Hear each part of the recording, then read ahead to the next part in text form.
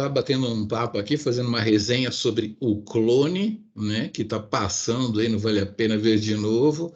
Falei um pouquinho da telomerase, que ressuscita nas clonagens de mamíferos superiores, de gado e tal. E então um dia o Léo vai voltar com o Albieri do deserto, porque não vai morrer de envelhecimento precoce, né?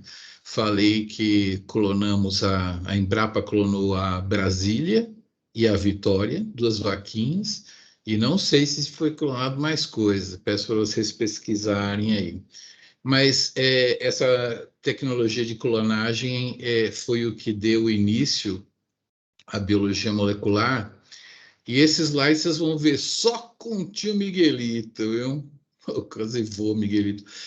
A clonagem, ela pode ser entendida de duas maneiras. A gente tem duas metodologias que fizeram avançar a biologia, né? Uma clonagem biológica ou química, né? Ninguém faz essa divisão, só eu. Todo mundo fala dessas coisas, mas ninguém divide assim com biológica ou química. Hoje eu não sei se a gente vai conseguir chegar na química, mas vamos começar devagarzinho com a biológica, né? Essa terminologia foi originada lá no início da biologia molecular. Eu já tinha terminado meu curso de biologia, estava determinado a minha biologia para entrar na pós-graduação em bioquímica que eu fiz lá.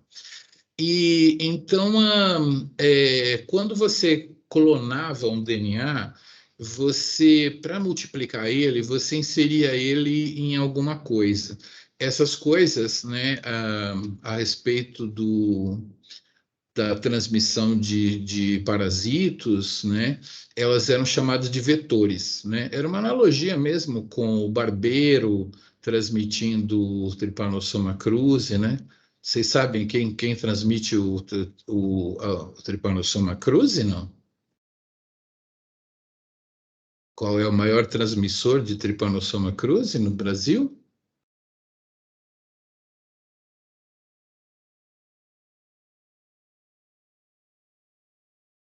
Nunca ouviram falar isso? Vocês têm aula de parasitologia, de T. cruzi? Como é feita a transmissão do T. cruzi? São por meio dos triatomíneos. Pois é, né? Era assim, mas a resposta certa é pelo açaí, tá?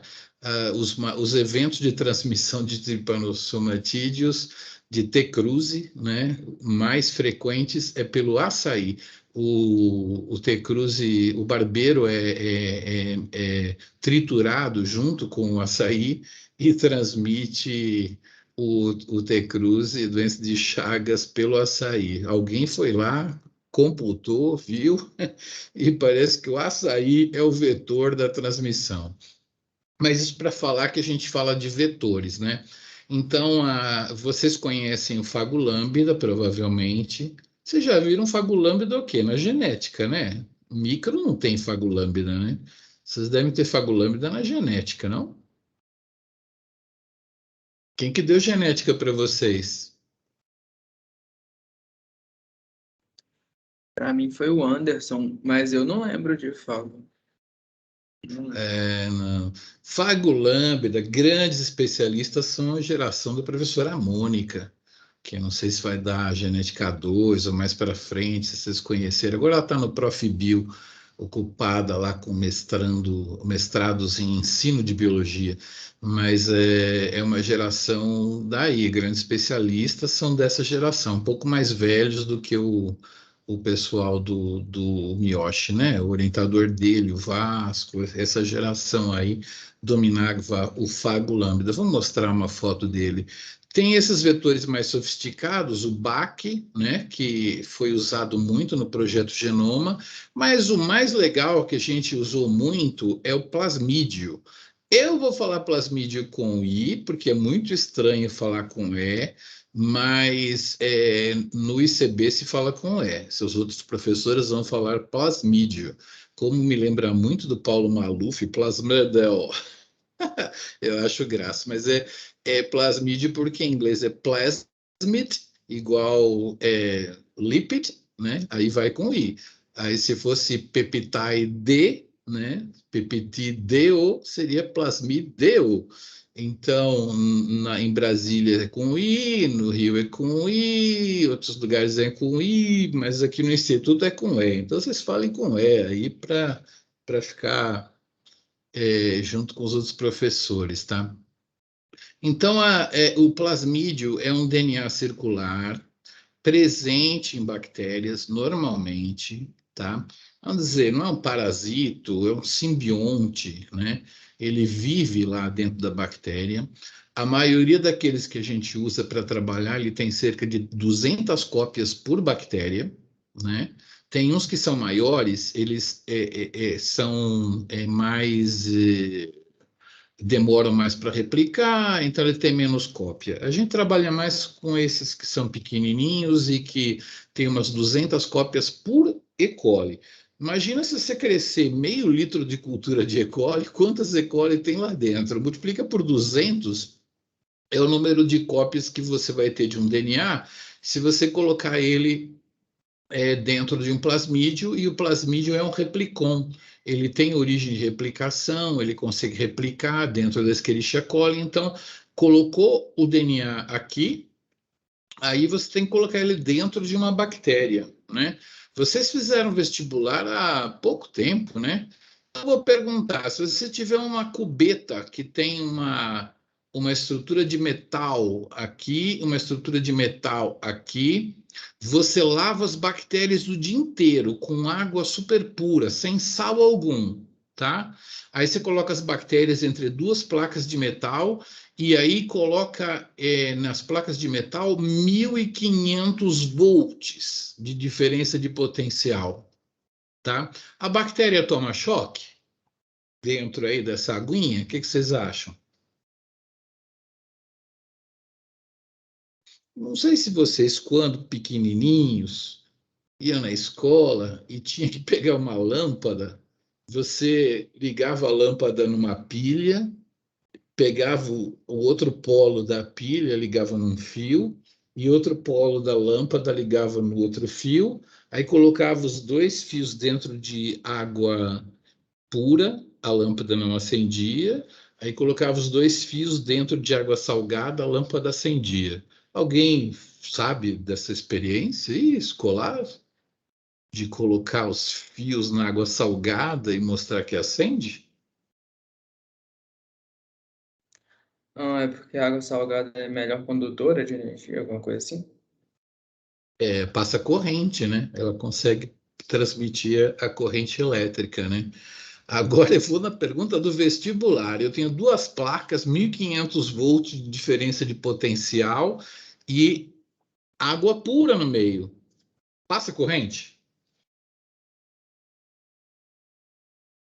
Ó, que vestibular cai isso. É que faz tempo, né? Não passa corrente, mas o que que se gera entre as duas placas? Alguém sabe? A diferença de potencial é Calor? enorme. Não. Perguntinha de física, hein? Não.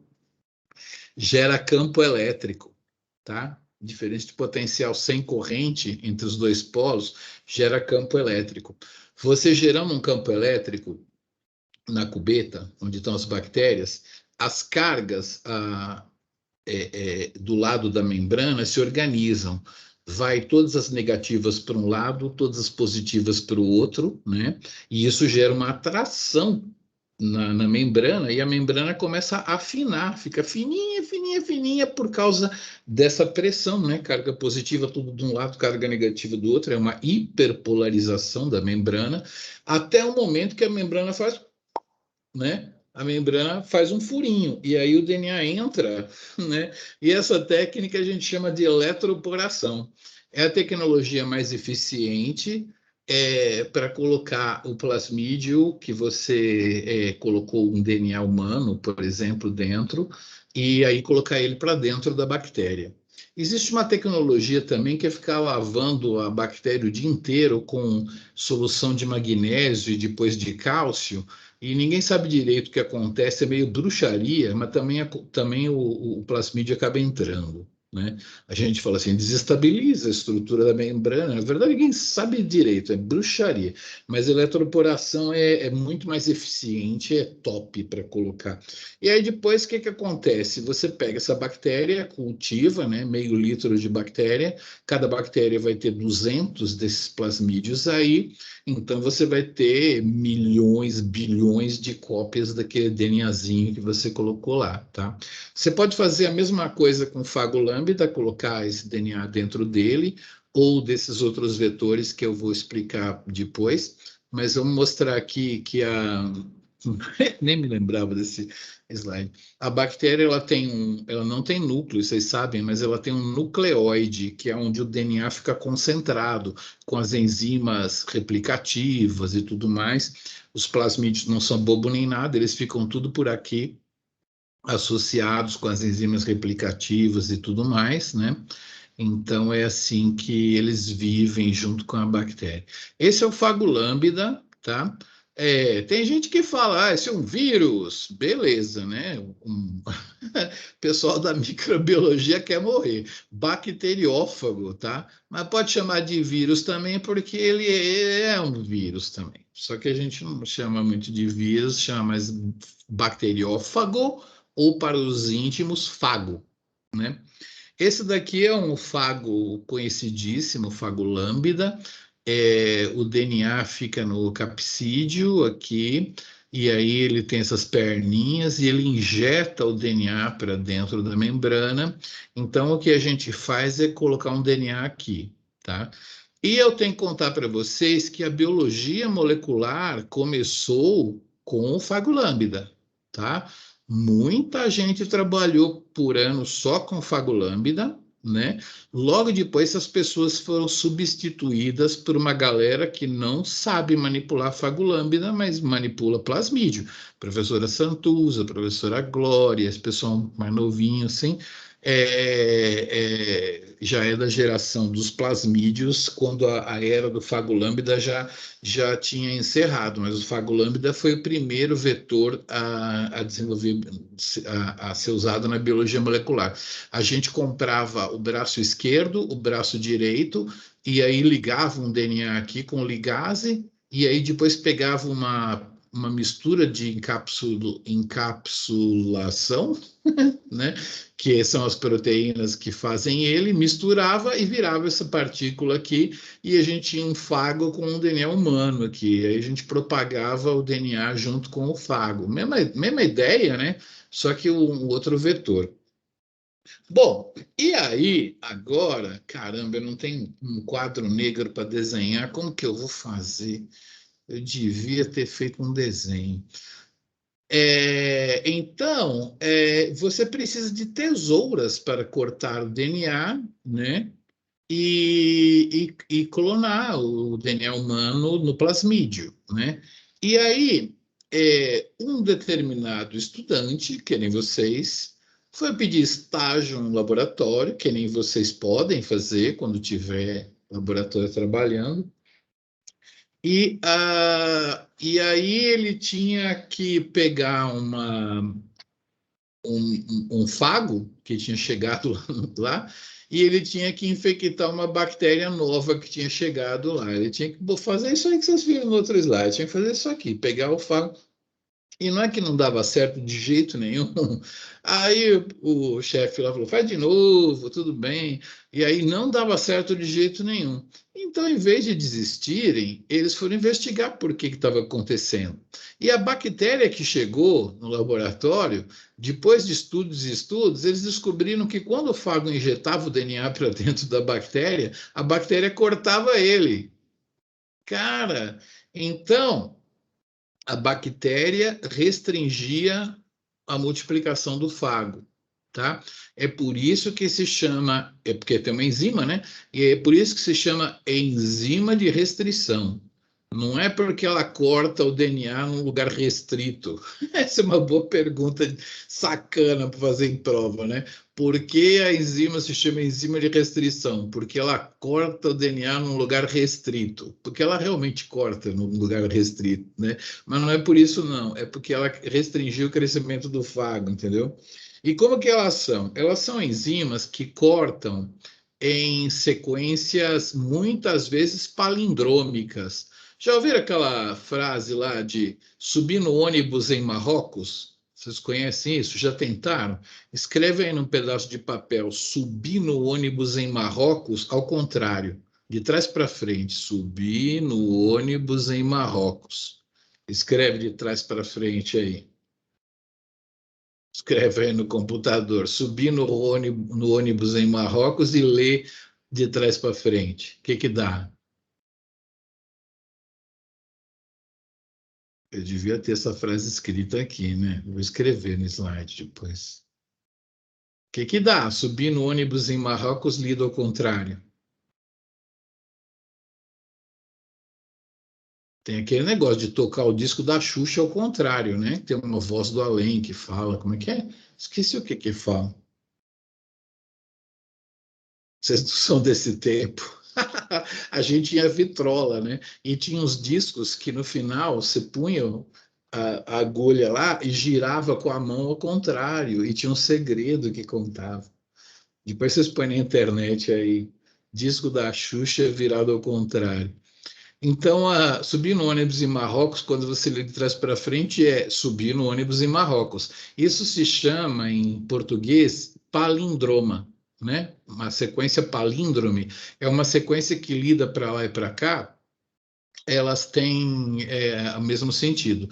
Agora, o problema é o seguinte: uma fita de DNA, aqui no Ocidente, a gente lê da esquerda para a direita. Eu não sei se vocês sabem, mas se você for na casa de uma moça israelense e quiser paquerar ela, e você pode pegar um livro da estante e demonstrar que você está interessado também na cultura dela, né? E aí você folheia o livro de trás para diante, porque lá os livros são escritos ao contrário, entendeu? A capa fica no fim. Aí você folheia ao contrário, aí ela vai perguntar: você entende hebraico? Aí você fala assim: mashiru, mashiru, que é um pouquinho, mashiru. E aí, antes que fique difícil continuar, você fala assim: Ani Deluk Elair, que significa meu coração brilha por você, e beija ela, porque aí você não vai ter que falar mais nada. Então, Ani Deluk Elair. E o livro lá é o contrário, mas daqui a gente lê da esquerda para a direita e DNA a gente lê de 5 linhas para 3 linhas. Então, essa fita é GGATCC, tá? E a fita de baixo, como é que lê? GGATCC. Aprenderam, né? Se prestaram atenção, né? Eu leio sempre de 5 linhas para 3 linhas, uma vai, uma vem. Aqui, Eco R1, esse aqui é famoso, ó. Eu sei decor, todo mundo que trabalha com biomol sabe decor o sítio de Eco R1, GATTC. E ao contrário, GATTC, tá? Caramba, eu vou fazer um desenho, eu vou trazer na próxima aula de como que esse DNA fica no espaço, tá? Principalmente porque em São Paulo tem um salgadinho de massa podre que ele é como se fosse dois dedinhos assim, né? Aí as pessoas põem queijo ou alite aqui e gira o salgadinho assim, fica uma borboletinha. Só que não tem em Minas isso, né? Tem amendoinzinho, cajuzinho, São Paulo tem também, mas esse salgadinho não é tipo das padarias aqui. É dois pedacinhos de massa que eles fazem uma viradinha. E aqui, se você for prestar atenção na estrutura do DNA, o DNA, essa fita aqui, ela não está reta aqui e reta aqui. Essa fita está fazendo uma espiral assim, entendeu? Então, GAATTC. Imagina aí, ó. GAATTC. E a outra que está em cima, esse GA está em cima, assim, GAATTC, entendeu? Imagina que esses caras estão fazendo um X bem aqui, ó. GAATTC, GAATTC. Cara, se eu venho pelo lado de cá, eu vejo que na parte de cima, GATTC. Eu falo assim: eu sou uma enzima, eu vou cortar entre o G e o A. Pá.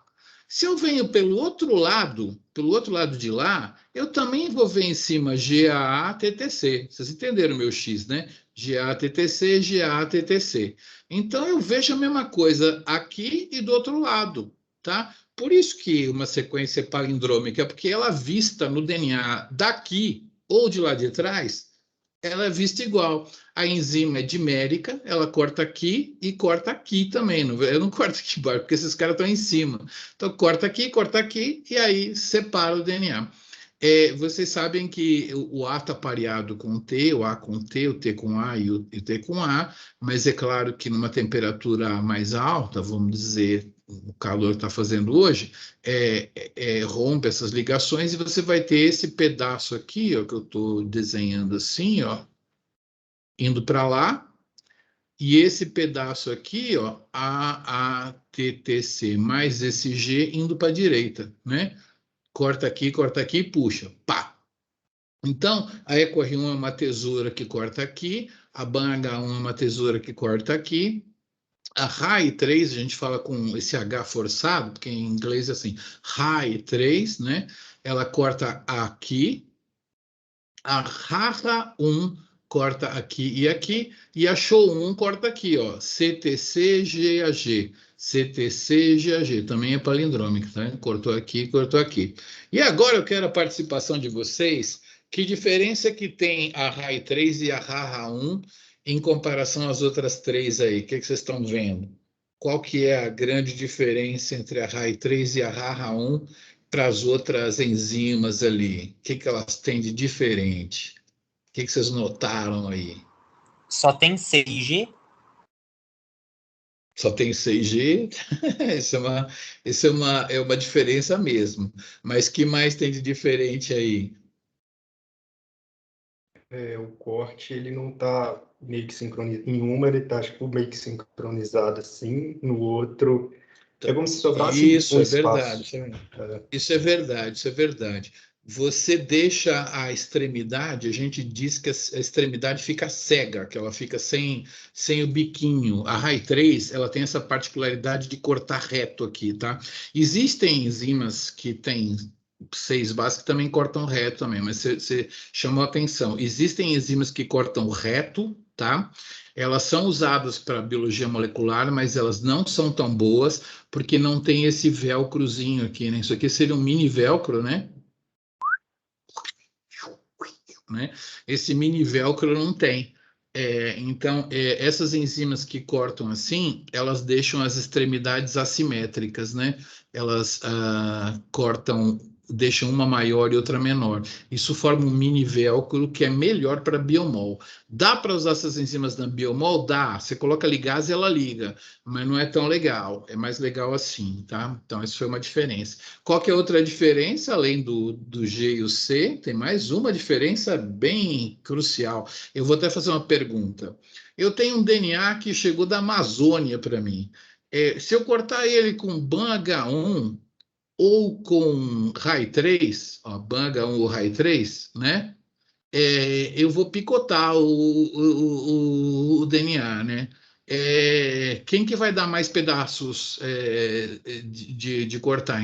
Qual que vai ficar mais despedaçado? Se eu cortar com RAI3 ou se eu cortar com BAN-H1?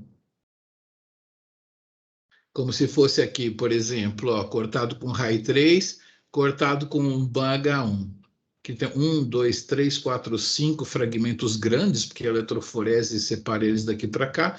É aqui 1, 2, 3, 4, 5, 6, 7 fragmentos assim. Qual que picota mais o DNA? A BAN-H1 ou a RAI3? Um DNA que eu recebi da Amazônia. Extraído. A BAN-H1? A BAN-H1 corta mais? Isso, ele picota ele mais. Por que ela picota mais que a RAI3? É assim, se a gente for olhar só esses pedaços aí, tipo, vai ficar um pedaço desigual, assim, né? Tipo, uma quantidade maior em um, uma quantidade menor em Mas outro. É isso? o DNA veio da Amazônia. Qual que é a chance de eu encontrar GGATCC e qual que é a chance de eu encontrar um GGCC? Qual que é mais fácil de eu encontrar, aleatoriamente, só por chance? Esse ou esse? Esse ou esse? Esse ou esse. O que é mais fácil de encontrar, assim? Eu nem sei o que tem no DNA, mas vou cortar ele lá. Qual enzima que vai cortar mais?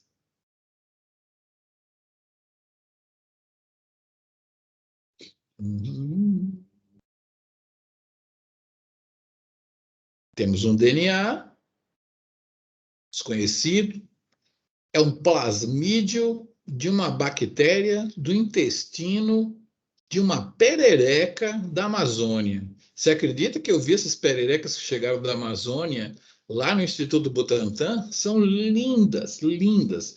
Não quero falar mal da perereca de pijama da Serra do Cipó, mas são muito mais lindas as pererecas amazonenses. Aí é um projeto mesmo de usar em biologia molecular os plasmídios das bactérias do intestino das pererecas da Amazônia. E aí, se eu cortar esse plasmídio que veio lá da Amazônia com EcoR1 ou com RAI3, qual das duas enzimas vai traçar, picotar mais o plasmídio? A EcoR1 ou a RAI3? A RAI3, por causa que tem menos pares, É menos bases. isso, menos bases como requisito, né? Basta encontrar 4, é uma probabilidade muito maior de encontrar 4 nessa sequência do que encontrar 6. Eu diria que a RAI3, em média, assim, ela picota um DNA humano a cada 200 bases, né? 200 pares de base, 300 pares de base. A EcoR1 já chega a cortar a cada 1000 pares de base, né? Dá para fazer essa conta, mas como eu nunca faço, eu não sei fazer. Então, é isso daí. Mas então eu falei sobre as extremidades coesivas, que a gente fala assim, porque elas podem formar esse velcrozinho, e falamos de extremidade cega. Falamos de sítio de restrição com 6 bases, com 4 bases. Tem sítio de restrição da NOT1, procura aí depois na internet, NOT, espaço 1, em romanos, né? Note 1, que tem 8 bases, tá?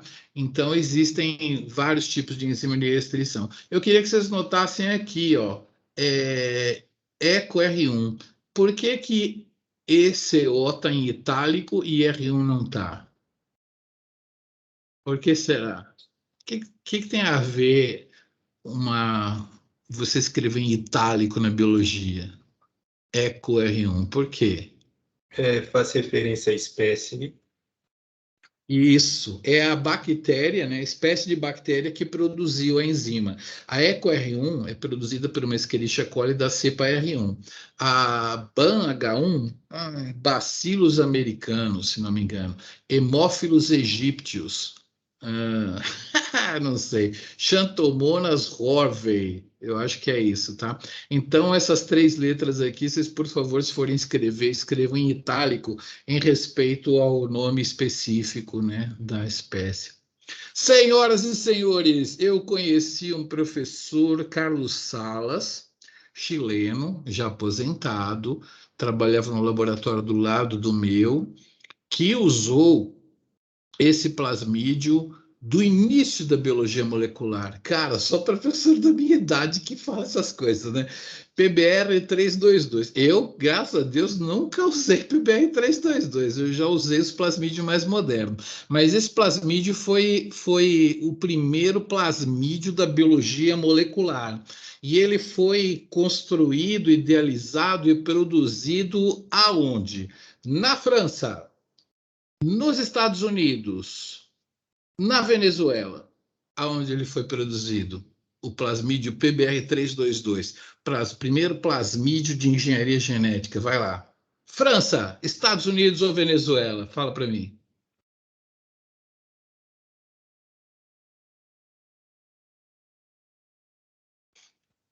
Hein? Estou procurando aí na Essa é internet. pegadinha, hein, pessoal? Essa Hã? é pegadinha. Não, não tem pegadinha, é um dos 3. Foi na França, nos Estados Unidos ou na Venezuela? Eu vou chutar o mais desenvolvido aí, o dos Estados Unidos. Foi na Venezuela. Eu não Falei usei, que era mas eu conheço. pegadinha. Eu conheci o cara que fabricou esse plasmídio aqui, ó. Esqueci o nome dele agora. Tem que perguntar para a Mônica o nome do cara. Ele esteve na USP. A Mônica trabalhava no laboratório de micro e que fazia essas coisas e tal. E ele esteve lá. Vou lembrar do nome dele daqui a pouco. Esse plasmídio, ele tinha um gene de resistência à tetraciclina, um de resistência à ampicilina e uma origem de replicação. Isso é muito importante no plasmídio, porque você tem que colocar ele na bactéria e ele tem que se multiplicar. Então, a origem de replicação é aquele lugar onde as enzimas do organismo vêm aqui e começam a replicação. Claro que isso aqui não vai replicar numa célula de mamífero, nem sequer numa levedura, né? Mas numa bactéria vai, tá? Então, é uma origem de replicação bacteriana que a gente tem aqui. E tem 2 genes de resistência. Bom, o que a galera fazia? Tinha pouca opção, né? Mas vamos dizer que a gente quisesse clonar o DNA humano nesse sítio de SAL1. A gente cortava, SAL1 não estava lá, né? Mas você corta no sítio de SAL1, né? Forma aquelas extremidades coesivas também e abre esse cara aqui, bem aqui, tá? Aí você pega um DNA humano também cortado por SAL1, tá? Naquela época, você tinha que cortar o DNA humano com SAL1, oferecer para esse cara aqui, né?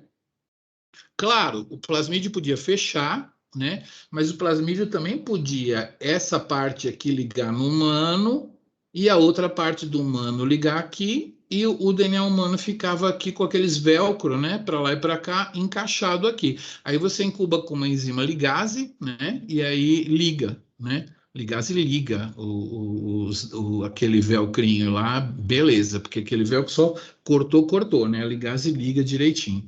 E aí, quando a gente coloca isso por eletroporação, né? Ou naquela época era por cloreto de cálcio mesmo, transformação, lavando elas com cloreto de cálcio, você coloca na bactéria e cresce a bactéria, né? Para você ter só bactérias que contivessem o PBR322, você incubava essas bactérias no meio com qual antibiótico? Com ampicilina ou com tetraciclina? Ou com os dois? Como que você faria uma pressão seletiva para manter o plasmídio na bactéria, né? Porque senão ele podia, com as divisões da célula, ir todos para um lado e a bactéria ficar sem ele, a bactéria sem plasmídio podia ter uma vantagem de crescimento e você perdia o cara. Como que você joga ele por eletroporação para dentro de uma bactéria, cultiva a bactéria e força que todas elas tenham plasmídio? Você fez uma clonagem aqui, né? Que eu expliquei. Cortou com sal, colocou DNA humano e fechou. Como é que você força as bactérias a terem o plasmídio? Que antibiótico que você joga na cultura? Ampicilina, tetraciclina ou os dois? Me conta. Como que você força as bactérias a terem ele e vencerem os antibióticos? Com aquele pedacinho lá, ela fica resistente à ampicilina, com aquele ela fica resistente à tetraciclina. Você efetuou uma clonagem naquele sítio de SAL1, você interrompeu e colocou o DNA humano, e aí você coloca essa construção dentro de uma bactéria, cresce em meio de cultura, só que você coloca antibiótico para fazer uma pressão seletiva para o plasmídio ficar mantido nessas bactérias. O que você coloca de antibiótico na cultura?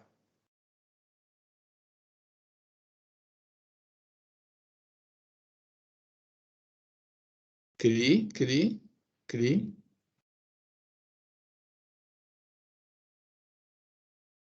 Vamos explicar. Os 2 pedaços, eles não estão no mesmo plasmídio? Os dois pedaços estão sim, mas como eu não tenho como desenhar, você imagine que eu cortei aqui, coloquei um pedaço de DNA humano aqui e liguei, né? Tem um pedaço de DNA humano aqui.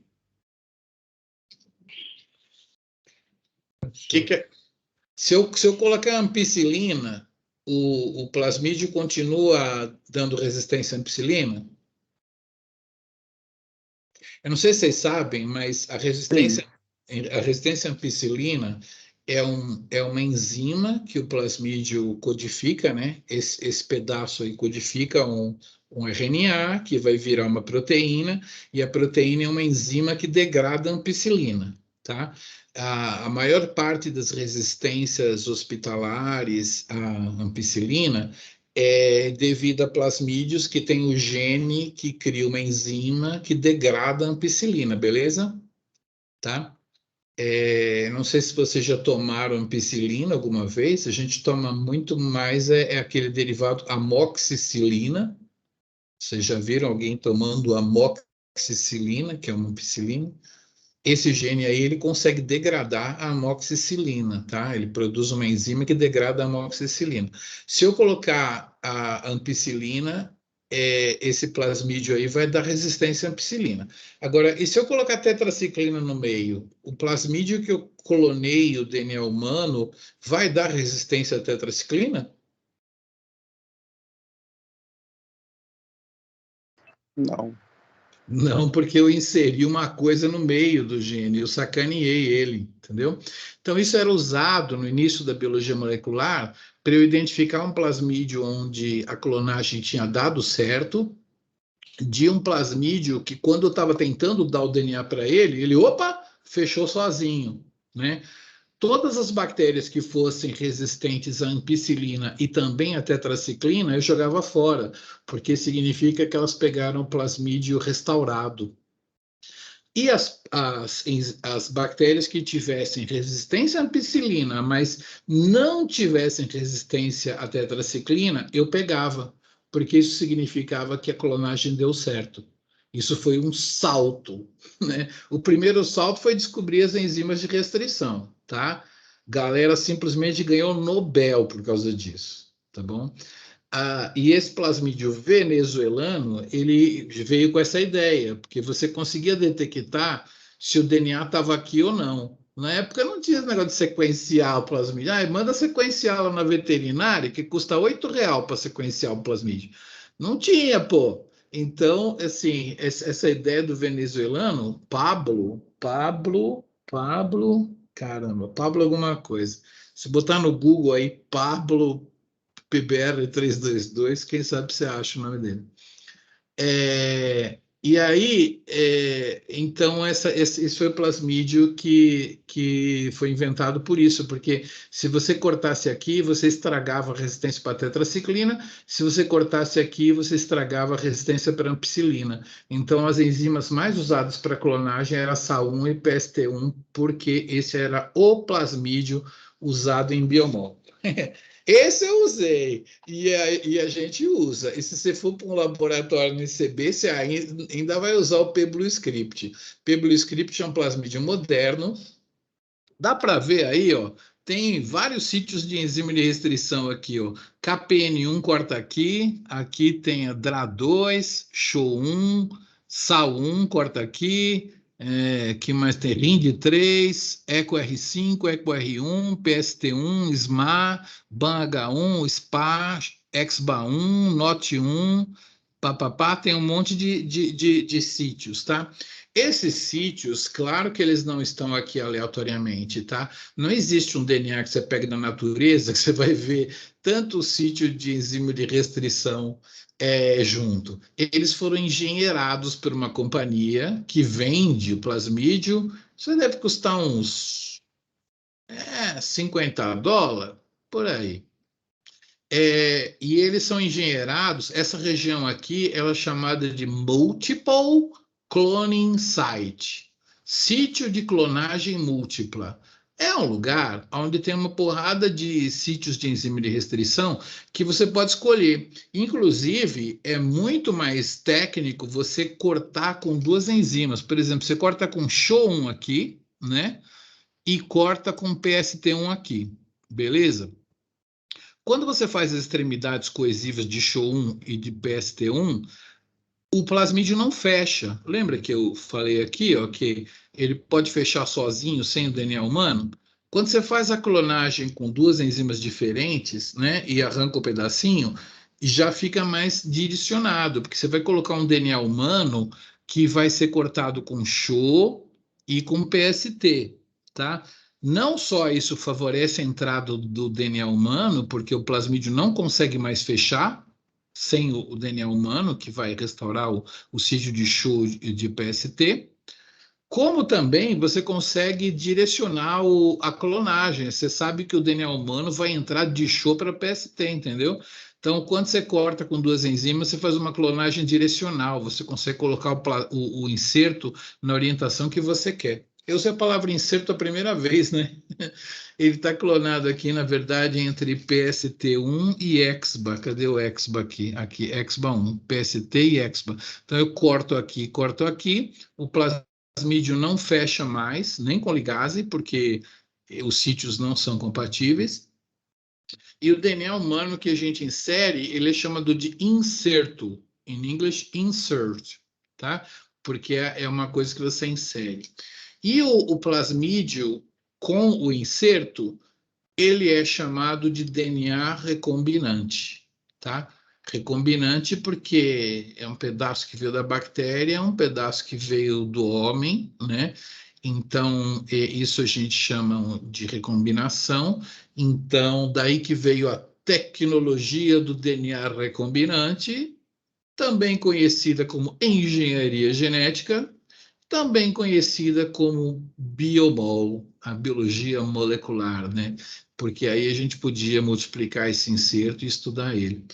Bom, vamos comigo aí que é pergunta de prova. Quais são as partes que tem que ter um plasmídio para ser usada na biomol? 1. Origem de replicação. Tá? Aqui está a origem. É uma origem do plasmídio PUC, que é um plasmídio que eu cheguei a usar também. O Pebbloscript é derivado dele. A origem de replicação. Para quê? Para ele poder ser um replicon autônomo e se multiplicar na bactéria. Qual outra coisa que um plasmídio tem que ter? Um gene de resistência a antibiótico, para que eu possa colocar o antibiótico no meio e pressionar pela presença dele. Terceira coisa que um plasmídio tem que ter para ser usado em biomol, um lindo multiple cloning site, né? Um sítio de clonagem múltipla com várias opções de enzimas que eu possa cortar e clonar. É muito importante também, às vezes os professores não falam isso, mas quando tem uma enzima aqui, engenheirada no sítio de clonagem, por exemplo, o EcoR1, que está aqui, tá? EcoR1 corta aqui, em algum lugar, não tem sítio de EcoR1 no plasmídio todo. Se tivesse, eles tiraram, entendeu? Porque assim você sabe que se está escrito aqui no mapa, você corta com EcoR1 e corta aqui e não vai cortar o resto do plasmídio, não vai me picotar o plasmídio. Ah, eu vou usar uma enzima que não está aqui. Vai se ferrar, porque vai cortar aqui, aqui e aqui, entendeu? Você vai ter uns 3 ou 4 pedaços, depois você não vai conseguir ligar eles nunca mais. Então você tem que usar essa enzima que o cara mostrou no mapa aqui, tá bom? Mas é bastante enzima. Terceira coisa. E qual que é a quarta coisa que o plasmídio pode ter para ser usado em biologia molecular? A maioria deles tem um gene repórter, né? E não tem lugar do mundo mais legal para falar essa explicação. Por que que é um gene repórter? Porque ele dá notícia do que está acontecendo ali. Se você clonou ou se você não clonou. Não é? Deixa eu ver o próximo slide se tem. Ah, tem sim. Esse gene aqui, vocês estudaram. Vocês estudaram o Peron-Lac com o tio Miyoshi aí, na genética? Tem que perguntar, porque não sei. O Peron-Lac tem 3 genes lá, lactose, repressor. Deram isso na genética para vocês?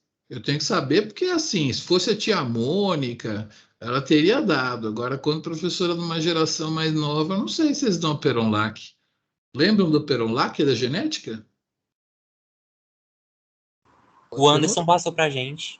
Passou o Peron-Lac, né? Ele tem a beta-galactosidase, também é conhecido como gene Z. Então, a gente conhece na genética esse cara como LAC-Z, que é o gene da beta-galactosidase, tá? Então, aqui você tem no plasmídio o LAC-Z, tá? Eu podia estar matando, eu podia estar roubando, eu podia estar falando que é o LAC-Z inteiro, mas não é verdade. É um pedaço do LAC-Z e a bactéria que você usa tem que ter o restão do LAC-Z, tá? Tem que ter uma complementação entre esse pedacinho que está no plasmídio e um pedaço que está no cromossomo da bactéria, tá? De verdade é assim. Se você botar esse plasmídio numa bactéria que não tem alfa-complementação, que não tem o resto do LAC-Z, não vai funcionar, tá? Porque não é o LAC-Z inteiro, não, é só um pedaço dele.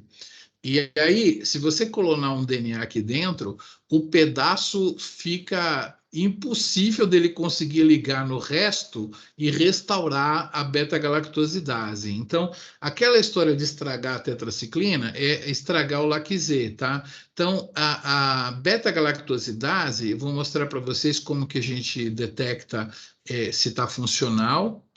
Mas se você clonar um DNA humano aqui, você vai estragar. Então, por isso que a gente chama ele de gene repórter. Ele dá notícia se a clonagem foi bem sucedida ou não, tá? Mesma coisa que a tetraciclina estava fazendo lá no PBR 322, aqui, ó, dando notícia se tinha clonado alguma coisa aqui.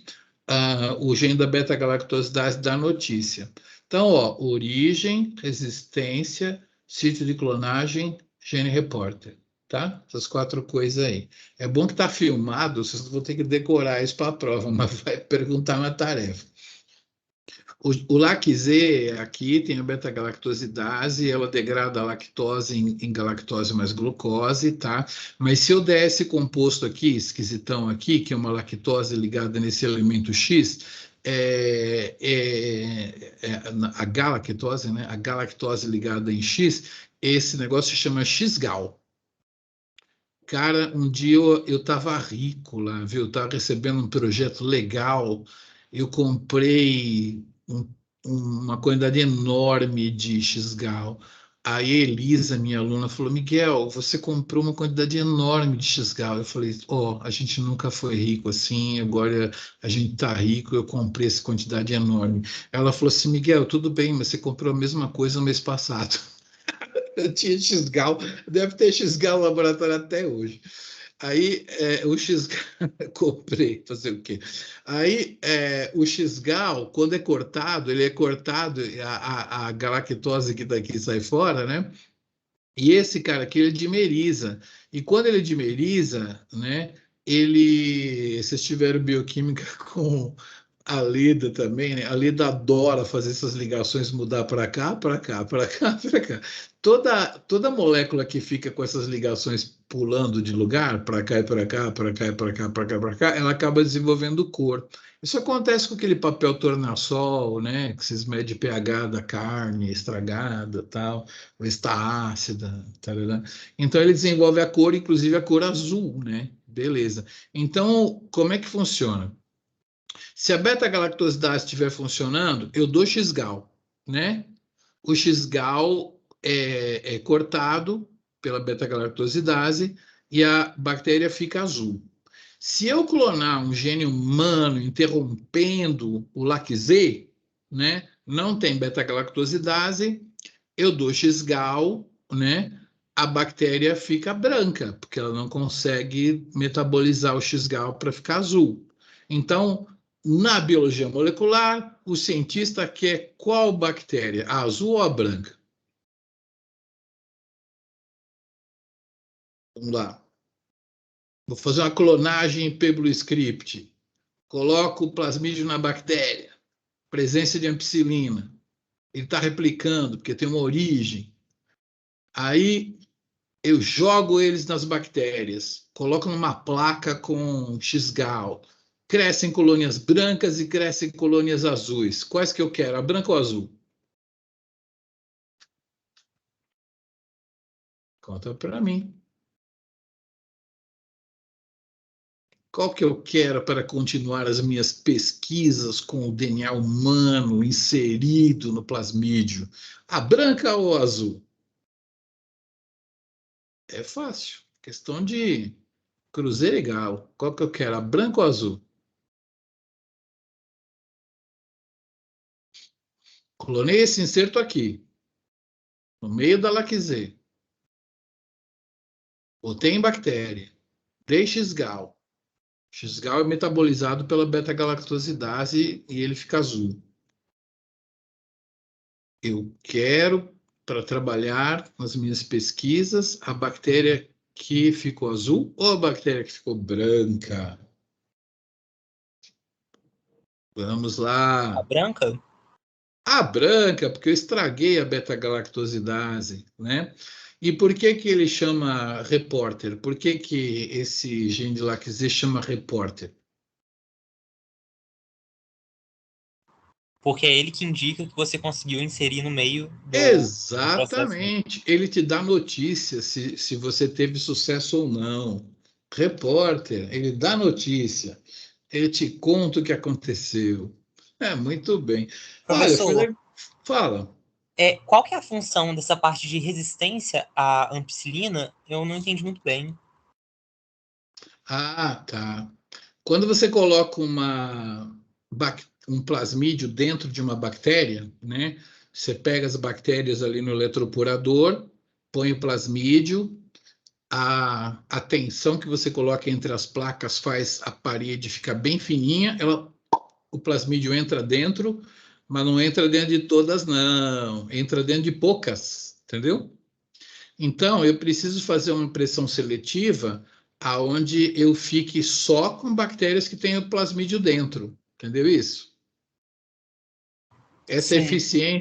eficiência de entrada é muito pequena. Então, eu faço uma pressão seletiva. Não sei se vocês sabem, mas a ampicilina não é um antibiótico bactericida. Não é que ele mata as outras. Mas ele é bacteriostático, porque a ação dele é na parede, não deixar a parede crescer. Então, aquelas que não têm o plasmídio, né, elas não vão crescer, não vão turvar o meio de cultura. Aquelas que têm o plasmídio vão crescer pra caramba, porque você põe um antibiótico, mas aquele gene degrada ele, né? Esse gene aqui degrada o antibiótico, tá? Então, aí a cultura vai começar a turvar, vai ficar muito turva, e posso te garantir que todas as bactérias que estão nessa cultura estão degradando ampicilina, entendeu? Né? Então, esse gene é para uma pressão seletiva. Eu esqueci de contar para vocês que existem bactérias que produzem essa enzima que degrada a ampicilina, né? Mas se você for comprar um antibiótico chamado clavulin, né? Ele é uma ampicilina, mas ele tem também, sabe o quê? Uma droga que inibe a ampicilinase, entendeu? Então, a bactéria tem o plasmídio, ela produz ampicilinase para degradar a ampicilina, né? E a bactéria fala assim: eu vou vencer o antibiótico que você está tomando. Só que você tomou junto um inibidor da ampicilinase, que é o ácido clavulínico, né? Então, isso é muito usado na bacterioterapia de quem já tomou ampicilina antes, é uma ampicilina com o inibidor da ampicilinase bacteriana, né? E isso cria um sucesso violento, porque mesmo que a bactéria tenha o plasmídio com ampicilinase, você tomou um inibidor de ampicilinase, né? Então, dá um poder muito grande, né? O ácido clavulínico e o que se vende na farmácia é clavulin. Tem o genérico também. Muito bem, senhoras e senhores. Bom, vamos contar aqui a história do fago. Eu já expliquei mais ou menos, né? O fago, um desenhinho aqui, ele tem o DNA, ele vai enfiar o DNA aqui dentro, e aí esse DNA vai se multiplicar, vai formar vírus que vai lisar, né? Beleza. Como é que a gente trabalhava? A gente não cortava o fago lambda com enzima, não. A gente já comprava ele cortado, né? E aí a gente pegava o DNA humano, cortado com a mesma enzima, a gente chamava braço esquerdo, braço direito, mão na cabeça. Como é que chama o padre? Marcelo. Braço esquerdo, braço direito, pé direito. O Senhor tem muitos anos. É isso aí. Mais ou menos assim a música. Aí a gente clonava ele aqui E aí a gente tinha uma mistura de proteínas do capsídeo que a gente jogava e elas glu, glu, glu, glu, glu, e formavam os caras com a gente pode chamar aqui de vírus recombinante, né? Fago recombinante. E a gente propagava esse cara também, né? Pá, e com isso a gente fazia multiplicação desse DNA. Isso aqui, tia Mônica usava fago lambda, mas não para clonagem, né? É uma geração muito inicial, seria os meus professores, é que eu não trabalhava com os caras da micro, né? Mas seria a geração dos meus professores que fazia a biologia molecular inicial. Eu não cheguei, eu cheguei a trabalhar com o Fago M13. Vocês têm o Fago M13 aqui? O Fago M13 ele foi usado no início do projeto Genoma porque ele é dupla fita. Aí você consegue clonar o DNA humano na dupla fita, beleza? E depois, quando ele se multiplica dentro da bactéria, ele é simples fita, né? E aí a gente pegava ele para sequenciar, porque tinha uma fita só, ficava mais fácil pôr um primer aqui e sequenciar, né? No começo do sequenciamento, a galera tinha medo da fita, da outra fita estar dentro da reação de sequenciamento, porque achavam que uma fita ia grudar na outra e impedir a reação de acontecer. Então, esse Fago M3 foi muito usado, mas muito usado no início do projeto Genoma, mas depois se viu que não precisava ser ele, né? As técnicas ficaram mais modernas. Agora, o Fago M13 ele é um fago secretado, ele não é lítico, e ele entra pelos piles, né? Que as bactérias usam para fazer a reprodução sexuada. Ah, vocês não estudam mais esses fago aí e tudo, né? O tempo vai passando, os professores vão ficando mais novinhos, só quer saber de sequenciar genoma e tal, nem conta a história dos fago M13. Eita, nós! Mas existe. Bom, agora eu tenho que falar do IAC, que é o yeast, né, de levedura, yeast artificial chromosome. É figura de livro. Quem que a gente conhece que usou IACs? Professor Vasco usou, teve que usar, amaldiçoa ter usado, porque o IAC ele é um vetor para insertos muito grandes, ó, de 100 a 1000 kb, né? Porque ele é uma simulação de cromossomo. Ele tem telômeros da levedura, né? Telômero. Ele tem centrômero da levedura e tem a origem e replicação de levedura também, que a gente chama de Autonomous Replicating Sequence, ou ARS. Só para especialista, um dia que você vai estudar isso, é um outro jeito de chamar origens de replicação em levedura. Então é um mini cromossomo. O grande problema é que você joga esse cara dentro da levedura, ele se multiplica na levedura assim, com um inserto bem grande, e beleza, só que conforme a levedura vai crescendo, uma colônia de levedura não cresce em 16 horas, né? Que é uma colônia de bactéria. Ela demora uns 3 dias para crescer.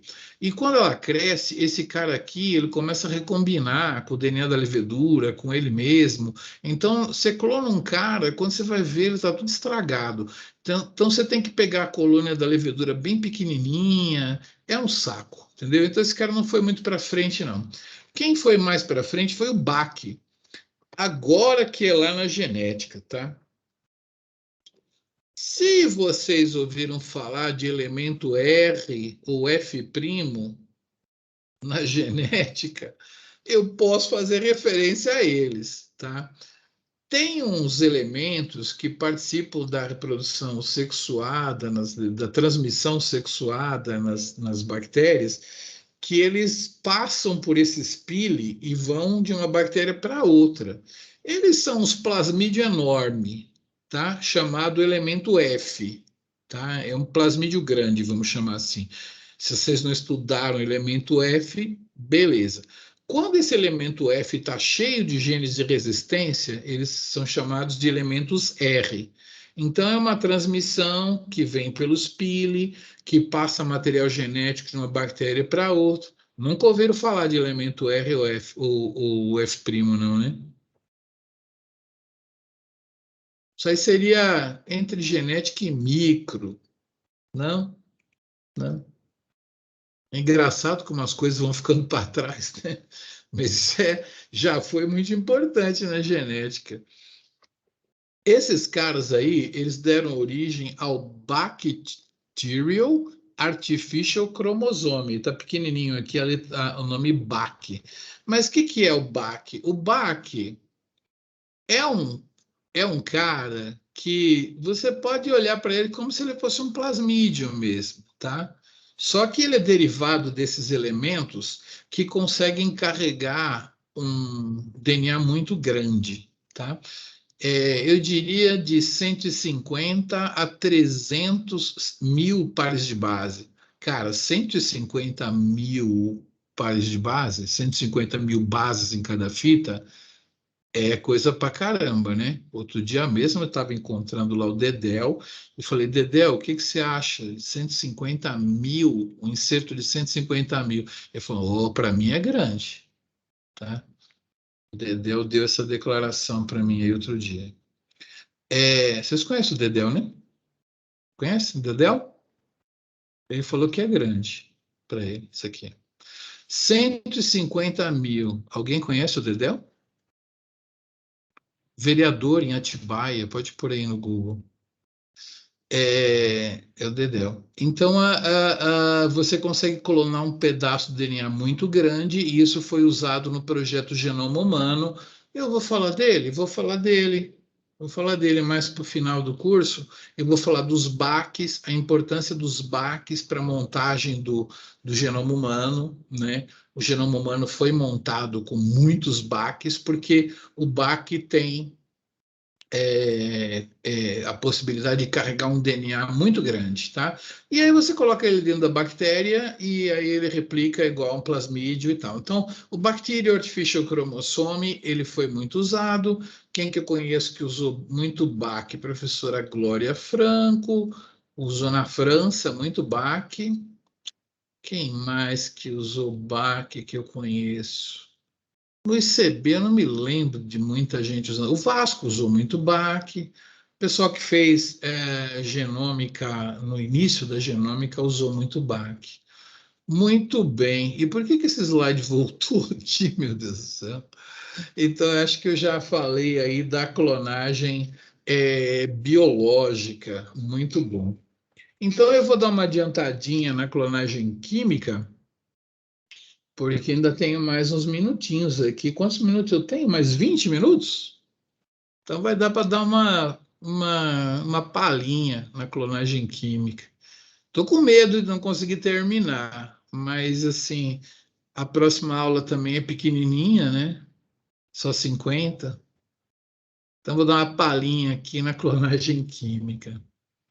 Bom, eu trabalhei nos Estados Unidos na companhia farmacêutica Hoffmann La Roche. A Roche que faz aquela vitamina C da Roche. Tem vários remédios da Roche, companhia farmacêutica muito famosa. E num certo dia, eles resolveram comprar, eles são muito ricos, eles resolveram comprar um instituto lá na Califórnia que fazia clonagens e tal, e não sei o quê, para entrar na era da biologia molecular. A gente fazia lá no Instituto, né? Eu usava muita biomol e clonagens e tal, beleza, mas eles resolveram comprar um instituto que pesquisava muito isso. E aí, interessados em entrar no mercado de kits para diagnóstico, porque estava começando muito isso, eles compraram a patente da PCR, meu Deus do céu. Vocês já tiveram aula de como o PCR funciona ou deixaram para mim? Ultimamente a galera tem deixado para mim, eu que dou a aula, mas às vezes todo mundo dava aula de PCR. Vocês tiveram aula de PCR já? Sabem o que é, mais ou menos? Bom, vocês sabem, né? Com o Covid, com o exame lá por PCR, vocês têm que saber. Alguém deu aula de PCR para vocês já?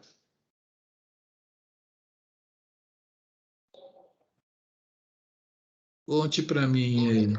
Na bioquímica a gente viu. Na bioquímica? Na bioquímica? Quem que deu aula de bioquímica para vocês? Hélio Santruza. e Hélio. Érica, eu acho. Hélio e Hélida. E Oleda. A Lida deve estar de folga. Então, beleza, vocês viram PCR na bioquímica, muito bem. Então, vocês vão ter uma repetição, só que dada a aula pelo cara que estava na audiência quando o inventor da PCR foi dar um seminário na Roche para comemorar a compra da patente da PCR pela companhia farmacêutica Hoffmann La Roche. Eu vi o seminário, posso contar tudo para vocês, porque ele contou como que ele descobriu, onde que ele morava, como que ele fez e tal. Depois teve uma festa dos arromba, a gente desceu lá, tinha uma escultura de gelo que tinha molho rosé embaixo, uns camarões de uns 10 centímetros ou mais, uns 15 centímetros de camarão já descascado. Você pegava o camarão, enfiava no molho rosé e comia assim, né? Claro que o pessoal da companhia farmacêutica, tudo as mulheres de taieiro, os caras de gravatinha e tal, e nós lá, os pós-docs que vieram dos laboratórios, tudo de roupa normal lá, uns homens das cavernas comendo aqueles camarões lá.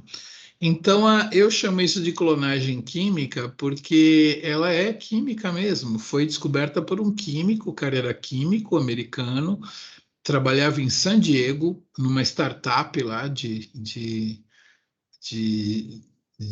biotecnologia, e ele que desenvolveu a PCR, e eu vou contar para vocês. PCR, então, é uma reação em série, em ciclos, né, de polimerização. Você polimeriza, vai polimerizando, né? É uma reação encadeada. Aí dá esse nome meio estranho. Polymerase Chain Reaction, é uma reação em cadeia, como se fosse uma corrente, né? Então, se faz uma reação, depois faz outra, são reações encadeadas uma na outra, uma na outra, uma na outra, uma na outra. Então, é por isso que chama PCR, Polymerase Chain Reaction. Essa que é a ideia. Olha, eu fiz essa animação outro dia, que coisa linda. Então, é isso daí. Esse cara, ele era químico e ele sabia sintetizar DNA quimicamente, tá? Ponto pacífico. O cara que deu a palestra para mim era químico e sabia produzir DNA. Só que ele só conseguia produzir com acurácia, né, direitinho, DNAs de, vamos dizer, 20 pares de base. Naquela época era 20 mesmo. Ele fala 20 por aí, 20, 21, ele conseguia fazer. A reação química que ele fazia, quando ele tentava passar de 21, fazer 30, 40, ficava impreciso. Assim, ele tentava fazer um de 30, a mistura da reação tinha caras de 28, de 27, de 30, de 31, entendeu? Ele não conseguia fazer com acurácia DNAs maiores. As máquinas que sintetizam, hoje fazem facinho DNAs de 300 bases. Tia Mônica, pilotando uma máquina de sintetizar lá na Roche, ela fez vários DNAs de 300 para construir um gene, juntava um no outro e construía um gene. Beleza. Na época ele sabia fazer DNAs de 20, tá? Beleza? Quimicamente. Aí ele pensou, como que eu faria para fazer um DNA maior, né? Para eu poder vender esses DNAs e tal. Ele pensou em fazer o iniciozinho da fita Watson e o iniciozinho da fita Crick e usar a cadeia oposta como molde para poder polimerizar. Por isso que a Polymerase Chain Reaction. Então, vamos ver. Ele estava interessado num genezinho dessa região aqui. Então, como produzir esse genezinho para vender, para clonar, para colocar numa bactéria, para fazer engenharia genética? Como que eu posso criar esse genezinho? Simples. Era uma vez um químico que sabia sintetizar pequenos DNAs, já dei a visão aqui, que é de 20 nucleotídeos, que chamaremos de oligonucleotídeos, tá? Então, ele sabia sintetizar um polímero pequeno, a gente chama de oligonucleotídeos, ou para os íntimos, óligos. Ou para os mais próximos, vamos chamar de Watsonzin e Crickzin, tá? A palavra primer, ela significa mesmo a sementinha, um pedacinho que se eu regar vai crescer, crescer e ficar maior, tá? Então, essa é a verdadeira tradução para primers. Então, você pode chamar eles de óligos ou de primers. Tem o Watsonzin e o Crickzin. E a ideia que ele queria seria clonar, mas quimicamente, um pedacinho do genoma, tá? Então, ele conseguia criar o iniciozinho dessa fita, por exemplo, e depois usar a polimerase, e o iniciozinho dessa e fazer a polimerase. Vamos ver como é que ele pensou. Ele falou assim, eu tenho um DNA e eu quero amplificar esse gene. Esse gene tem duas fitas. Uma fita do DNA está indo de 5' para 3' e a uma está vindo de 5' para 3'. Esse é o início dessa e esse é o início dessa. Eu vou sintetizar esse cara, vou sintetizar esse e eu vou usar a replicação.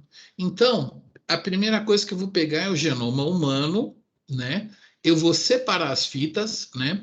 E quando eu separo as fitas, eu chamo isso de desnaturação. Quando a mãe fala assim, minha filha, você é uma desnaturada, o que ela quer dizer com isso? O que é uma pessoa desnaturada? Que foi esquentada? O que é uma pessoa desnaturada? Já ouviram isso? A mãe falou, sou desnaturada. A mãe quer dizer, não foi assim que eu te criei, minha filha. Você perdeu sua estrutura nativa, né? Então, desnaturação é perder a estrutura nativa, né? Não foi assim que eu te criei. Então, a primeira etapa é a desnaturação. Ó. A gente costuma usar 96 graus Celsius, que é uma temperatura alta, e ela causa a separação das fitas porque ela rompe as pontes de hidrogênio.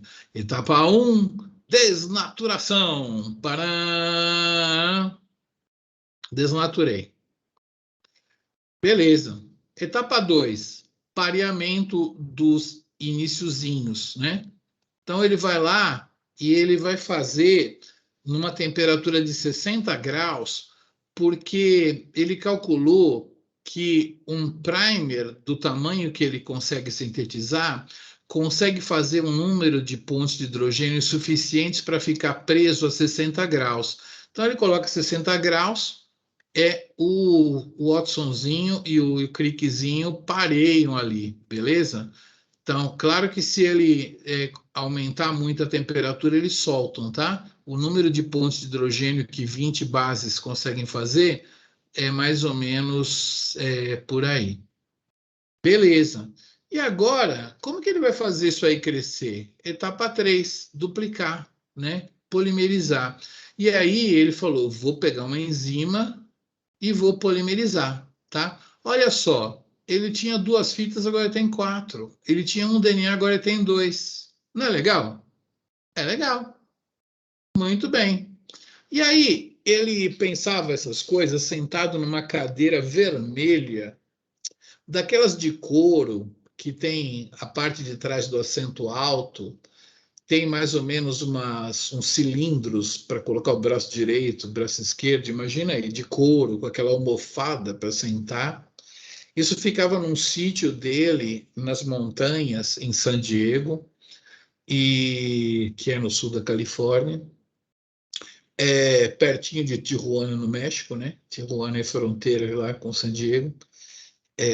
O Galo já jogou lá, Tijuana. E aí ele sentava nessa poltrona, tinha um quadro com um túnel do tempo, assim, aquela espiral preta e branca na cabeça dele lá. E ele ficava pensando lá como é que ele ia fazer. Ele mostrou essa cadeira, eu vi no slide, por isso que eu posso contar. E aí ele pensava lá, e ele pensou assim, cara, se eu fizer isso e eu continuar desnaturando, eu vou entrar em progressão geométrica, né? Porque uma fita de DNA deu 2, 2 vão dar 4, 4 vão dar 8, 8 vão dar 16, 16 vão dar 32. E como é mesmo a fórmula da projeção geométrica, o americano médio não sabe essas coisas. Então, ele desceu, foi lá, pesquisou a fórmula, porque não tinha internet naquela época que ele podia pesquisar, né? Aí ele foi lá, perguntou para os amigos, para os colegas, tal, viu que é 2 elevado a n. E ele falou assim, cara, 2 elevado a 30, se eu fizer 30 vezes isso aí, dá um bilhão de cópias, cara. Então, eu inventei um método que consegue clonar quimicamente, né? Ele foi pensando nisso. Então, vejam que o óligo vermelho cresceu, o óligo azul cresceu e está indo até a ponta do cromossomo, né? Está indo embora. Beleza. Então, ele conseguia fazer uma reação que ia fazer um DNA longo para lá, um DNA longo para cá. Beleza. E ele pensou, que temperatura que eu vou usar aqui? Eu vou usar uma enzima, DNA polimerase, que eu compro. Eu vou ter que usar 37 aqui, mas se eu baixar de 60 para 37, os óligos vão parear em muitos outros lugares e vão começar a replicar coisas que eu não quero. E a outra coisa, uma enzima que funciona bem a 37, se eu for fazer isso aqui ciclicamente, a enzima, na primeira vez, beleza, mas quando eu desnaturar, eu vou ter que colocar mais enzima de novo, né? Ele falou, pô, esse método não está funcionando. Ele sentado naquela cadeira vermelha. Esse método não vai ser legal, porque eu vou ter que ficar pipetando enzima a cada ciclo, né? Eu quero fazer isso aqui 30 vezes e eu vou ter que ficar pipetando enzima. Vai ser uma máquina que pipeta. A não ser que eu compre essa enzima que já existe no mercado, de uma bactéria que cresce em gases, né? Em termas quentes, né? Já existia uma DNA polimerase no comércio de termos aquáticos, né? Então é a TAC, né? TAC DNA polimerase, que foi a primeira usada, TAQ, né? TAC, e essa enzima aí vai resistir aos meus ciclos de desnaturação. Eu vou poder incubar ela a 96 graus umas 30 vezes e ela vai resistir. Então, eu não vou ter que ficar pipetando enzima, cara. Então, eu vou usar essa enzima aqui, tá? E aí, ele estava com aquele problema das fitas irem até a ponta, né? Então, vamos supor que lá no DA do ICB, ainda tem aquele Xerox no DA do ICB, como é que chama? Túlio? Não. Xerox do... Esqueci. Tem Xerox lá no DA ainda? Ou só o Xerox do ICB? Ou vocês nem usam mais Xerox? Tem um Xerox do lado lá, mas não sei o nome do cara, não. Tem lá. Mas o Xerox mais moderno é aquele lá do ICB, né? Perto daquele banheiro interditado lá e tal. Vamos supor que chegou umas máquinas novas lá, tá? Aí tinha uma promoção para divulgar essas máquinas maravilhosas e elas iam dar de graça para vocês o famoso capítulo 4 do Strayer, né? Vou pegar logo o capítulo 4, vou pegar um capítulo 15 do Strayer, de graça para todo mundo, que fala sobre plasmídios e tudo mais, clonagem. E aí, um cara colocava o livro na máquina e aí apertava, e aí a máquina ia tirando cópia, automaticamente, até o final do livro. Só que esse cara, ele gostava de colocar o livro na máquina de Xerox na última página. Vocês repararam isso? Muito cara que tira Xerox gosta de pegar apostila e fala assim, eu quero esse capítulo aqui. O cara pega da última página e volta para ele poder chegar no começo, né? Então esse cara, ele gostava de pôr na última página. Ele botou na última página, apertou o botão e a máquina fez assim, e tirou desde a última página do capítulo 15 até o início do livro. E aí ele falou assim para outro cara que também tinha uma máquina igual, para ir mais rápido, vamos fazer o seguinte, eu fico com o livro, eu te passo a cópia e você faz a cópia da cópia, beleza? Aí ele passou o que ele tinha copiado para o cara. para copiar o capítulo 15. Só que, por acaso, o outro cara gostava de colocar na máquina a primeira página do capítulo 15 e tirava para o final, né? Aí, quando ele botou na máquina e apertou o botão, a máquina copiou apenas o capítulo 15, beleza? Né? E aí, quando ele foi fazer, isso é a cópia da cópia. Quando ele foi fazer a cópia da cópia da cópia, ele tinha já só o capítulo 15 nas mãos e fez a cópia da cópia da cópia. Ele copiou só o capítulo 15. Depois ele foi fazer a cópia da cópia da cópia da cópia da cópia, também era só o capítulo 15, tá? Então, em 30 ciclos, o que vai predominar não são essas cópias que vão até o final do cromossomo. Você vai ter 30 cópias vermelhas compridas, 30 cópias azuis compridas, e quando eu for fazer aqui, eu fiz a cópia, né? Quando eu for fazer a cópia da cópia, ela vai vir aqui e vai parar aqui.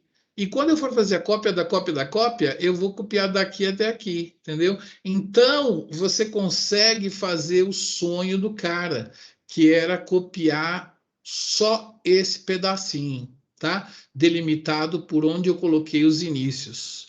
E isso é que deu o prêmio Nobel para ele, porque ele produziu um produto de tamanho determinado, tá?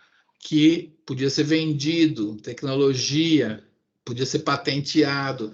Era uma reação que produzia DNA exatamente do tamanho desejado, entre a região delimitada pelos 2 primers, sacou? Então, isso daí foi muito importante, né? Então, essa parte da máquina de Xerox é o que faz predominar o DNA, que é cópia da cópia da cópia da cópia, porque você copia para lá, para cá, para lá, para cá, para lá, para cá, acaba dominando, né? A universidade toda recebeu apenas o capítulo 15. 30 pessoas receberam do começo até o final e 30 pessoas do começo do 15 até o final do livro, né? Então, aqui está desenhado assim, depois que eu explico é mais fácil de entender os gráficos, né? Então, você separou as fitas, desnaturação, colocou os primers e polimerizou, né? Você tem uma cópia que vai até a esquina, outra cópia que vai até a esquina, aí você está exatamente aqui, nesse lugar aqui, ó. Isso aqui tá aqui, e aí você vai separar esses caras, né? O amarelo para cima, azul para baixo. Você copia o amarelo, vai até a esquina, só que quando você copia o azul, já para aqui. E quando você copia esta fita do azul, você vai parar aqui. Então, você acaba clonando pedaços de DNA extremamente bem determinados, tá bom?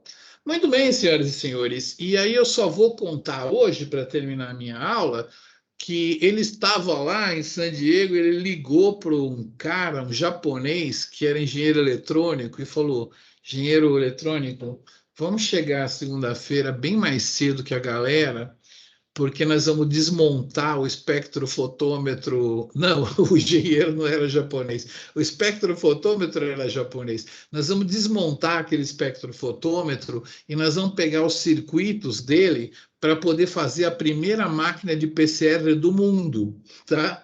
E aí eles reprogramaram lá, porque era um espectrofotômetro que tinha uma camisa que regulava a temperatura da amostra.